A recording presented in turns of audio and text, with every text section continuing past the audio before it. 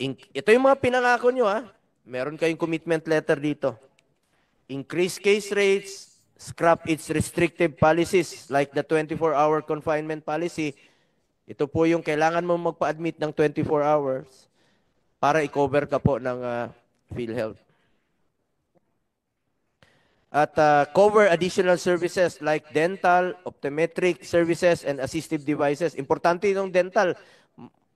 Ilang beses lang po natin itong diniscuss dito yung dental. Salamat at i-cover ninyo next year.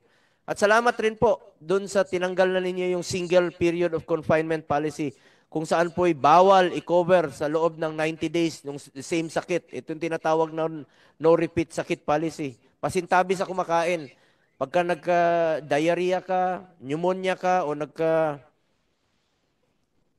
ka, bawal i-cover within 90 days kung the same na sakit. Kalokohan naman yun. Sobra-sobra nga yung pondo ninyo. Ayan, PhilHealth, abangan ho namin yan ha. Mabuti naman at i-cover na ninyo next year ang dental services. Kung hindi pa kayo kakalampagin ni Senator Go, hindi pa kayo a-action. Ang goal dapat ninyo, mapaliit yung bayarin namin sa ospital, mapaliit yung monthly premiums, at mapalawak yung services na naibibigay ng PhilHealth.